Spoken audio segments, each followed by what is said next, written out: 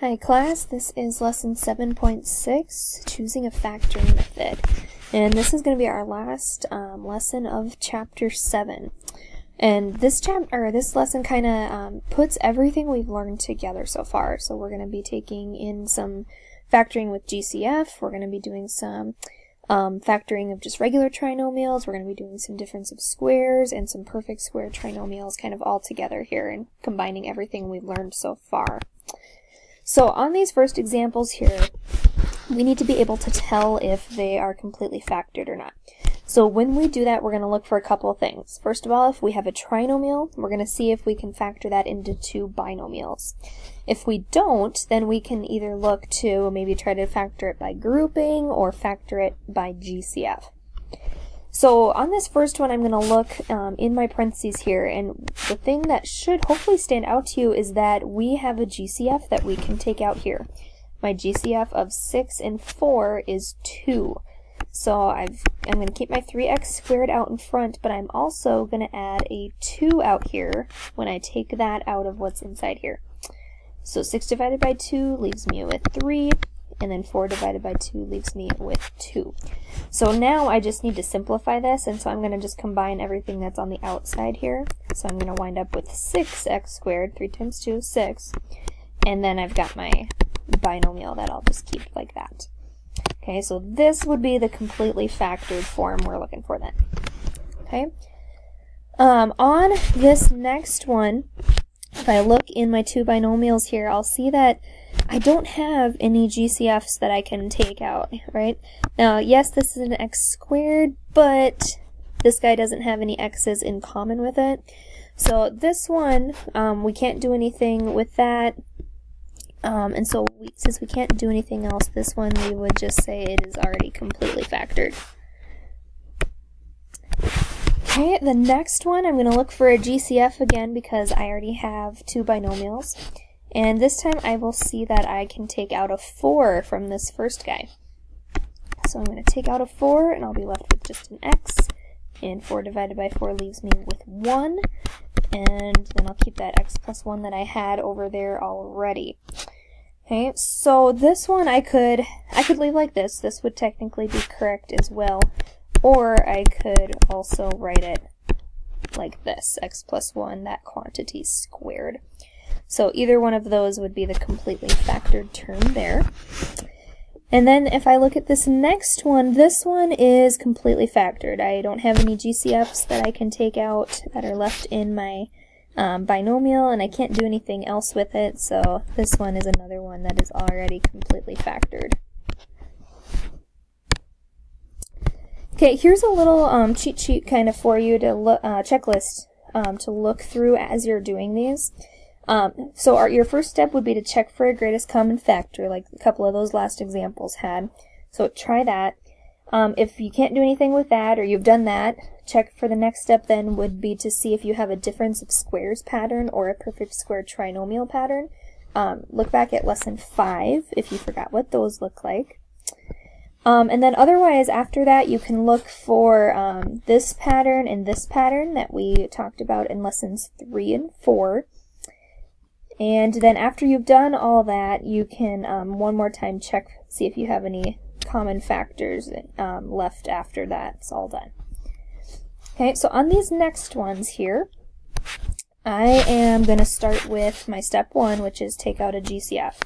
So my GCF of 8 and 18 would be 2, so I'm going to take out a 2. My GCF of x to the 6th and x squared would be x squared. And between y squared and y squared, I can go ahead and take out the whole y squared. Okay, so I'm going to take that out, and then I'm going to simplify. So 8 divided by 2 leaves me with 4. I've already got 2 of my x's. I need to get to 6, so I need 4 more, and I've already got that y squared. Okay, on the next term then, I'm going to take my 18 divided by 2, which leaves me with 9. And I've already got the x squared and the y squared that I need. So that is all I can do. Now, to go through my checklist one more time, I'm going to check for any more perfect square trinomials or difference of squares that I can do. And on the inside here, I can actually simplify this binomial one more time, because this is a difference of squares. I've got a difference, so subtraction, and then both of these are perfect squares. 4x to the fourth, we can simplify that to 2x squared times 2x squared. And then 9 we know is a perfect square because we get 3 times 3.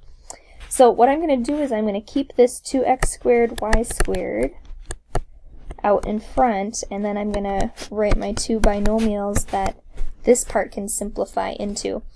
So remember, with difference of squares, I'm going to have one of them be plus and one of them be minus, and then I'll have my 2x squared out in front here, and then I'll have my 3's here.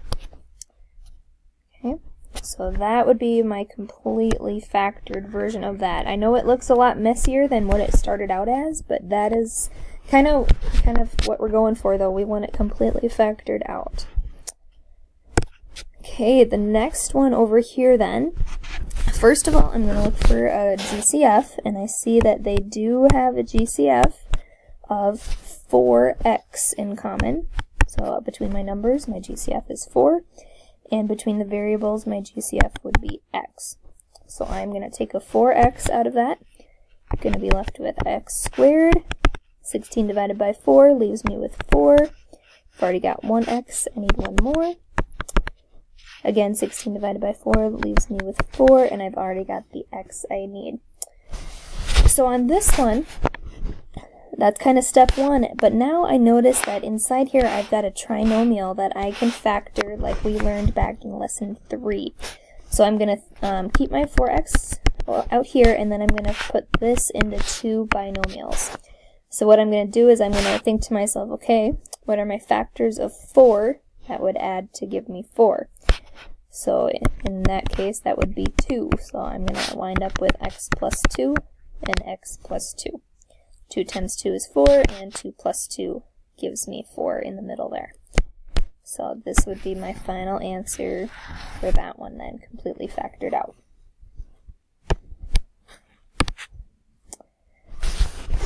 Okay, on these last 6 problems then, I'll do a couple of these with you, and then I want you to see if you can pick up on some of the patterns that are happening with these ones.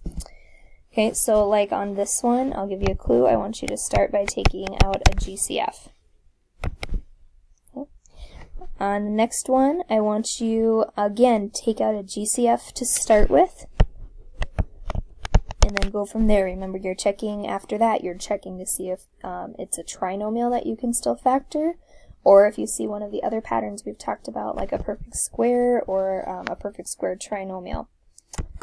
Okay, so I think what I'm going to do is I'm going to leave these last ones up to you to try it out and check.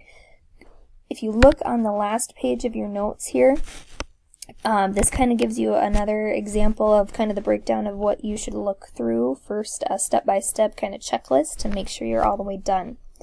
So first of all, find a greatest common factor if there is any. Take that out. Once you've done that, if you have a binomial left, check and see if you have a perfect square situation, or excuse me, a difference of two squares going on. Okay, if you're left with a trinomial, check and see if you have a perfect square trinomial, or if you can factor it in one of the other ways that we learned in lesson 3 and lesson 4. So look for any of those situations. And then finally, this will happen once in a while, maybe not as common as the others though. If you're left with a polynomial with 4 or more terms, you need to use grouping. So like look over here at the example. We have 4 terms here, and you're going to group them 2 and 2, and then you take GCF of each one. Okay, and remember, you'll end up with a common binomial, and then you need to put your leftovers in the second binomial. Okay, so this lesson, you really need to just make sure you follow the checklist and make sure you complete every step that you can. So again, this lesson is just kind of taking everything we've learned so far and combining it all together. So you just kind of need to try your hand at it and see how you do. Remember to check your answers with my answer key on my website in the in the folder. So, and again, let me know if you have any questions. Good luck.